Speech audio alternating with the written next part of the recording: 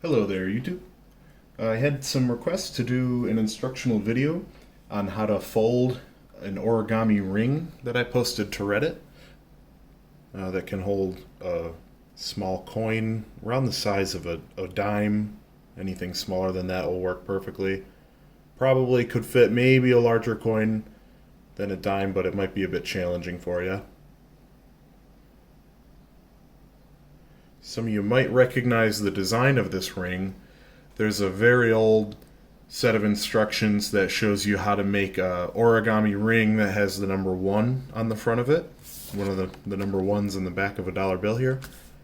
And there's another set of instructions, they call it a dime-in ring, D-I-M-E-I-N, dime-in ring, where you put a dime in it, but it's more of a box shape that you try to crimp shut. I never really cared for that design just because it never seemed secure enough to hold any kind of coin worth displaying or showing off, and even that's a bit risky wearing that around. I don't really wear this out in public.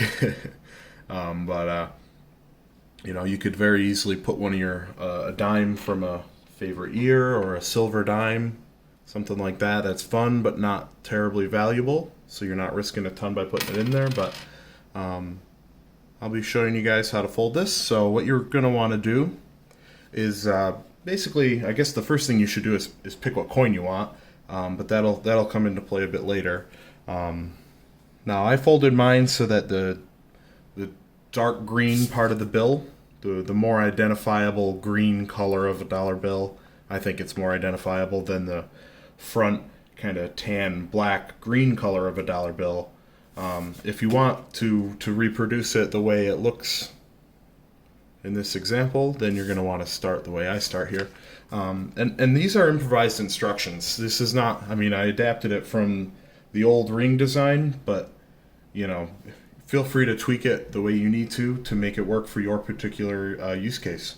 The way I started out was by using this kind of a black centering piece as a good benchmark for where you want to fold the bottom and the top too. So what I did is I started by folding the bottom up to the top of this black circular part of the dollar bill there, and same thing for the other side. Now this was basically just to get the dollar bill to be thinner horizontally.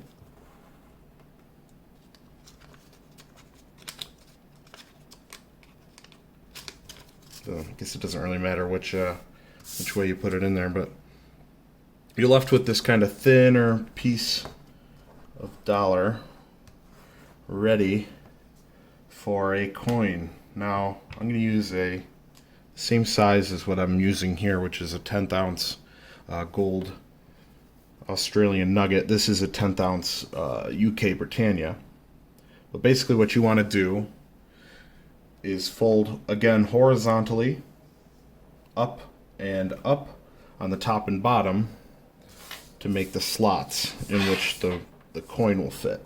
So you can kind of center that coin, use it as a judgment for how far to fold up that bottom and how far to fold down the top.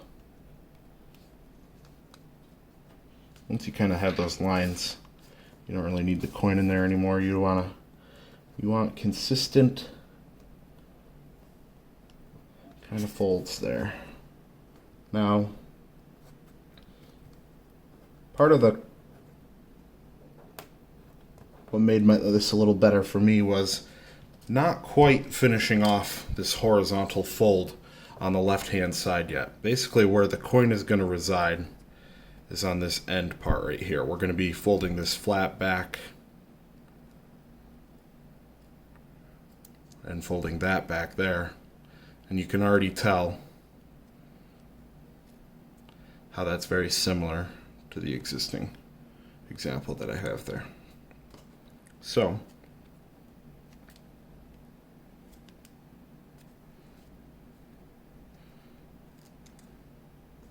again, we're folding this square part with an ample flap. I usually use the tan part that is sticking off the end of the bill here as a good indication of enough of a flap. You want that flap to be manageable, but not so short that it slips out and lets the ring or the coin free. So you want that to be kind of secure. Now, at this point, for the rest of the fold, we would prefer the rest of this part to be thinner than where the actual coin is being held. So what we want to do kind of is maybe fold this in half to get us a center line. And then we're going to take these edges, and instead of leaving a kind of a big slot for the coin,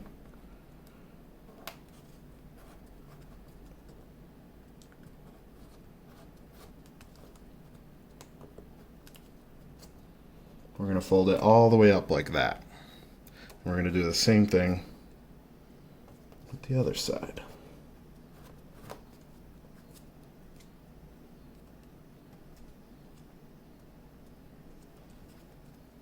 And now, obviously, the thickness here is going to be a bit different than the rest of the bill, but at least this is thin enough where it'll allow us to wrap it around enough times to make it a secure seal at the very end. That's kind of important.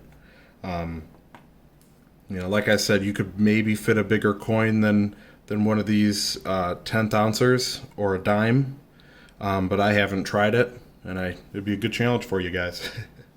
So what you want to do now is we're almost to the point where we want to wrap it around and start to finish it, but you kind of now you want to decide maybe what finger it's going to go on.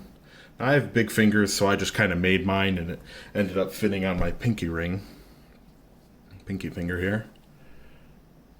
But, essentially what you want to do is, with the coin facing you, you're going to take this stem and make a 45-degree angle fold.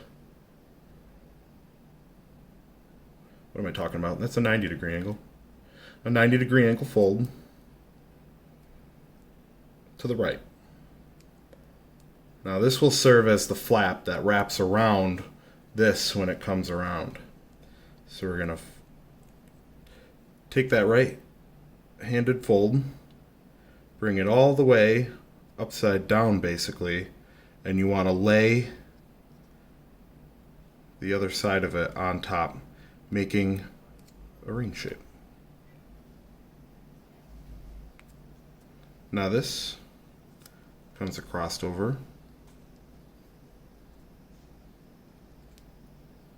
and down through the back.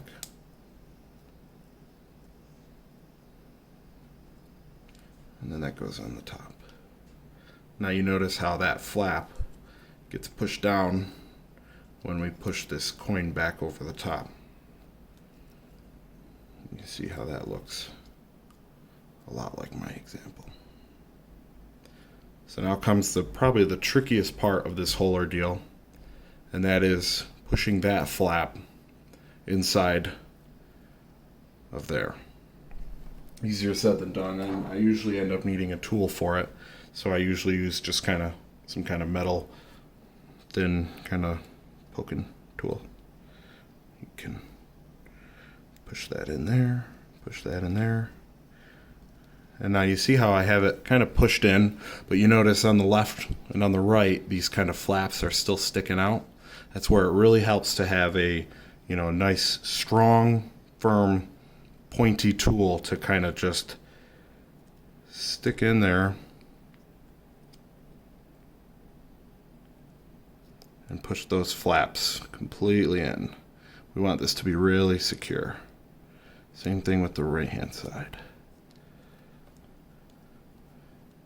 You see how those flaps are all the way in there. And boom, you have a secured ring. Now, if you want to be really fancy, you can do what I did as well here.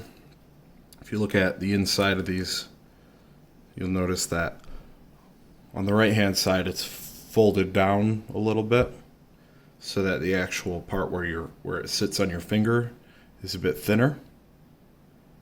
So what you do for that is you take the one side here and you kind of just crimp it, push it in there. Fold it in on itself.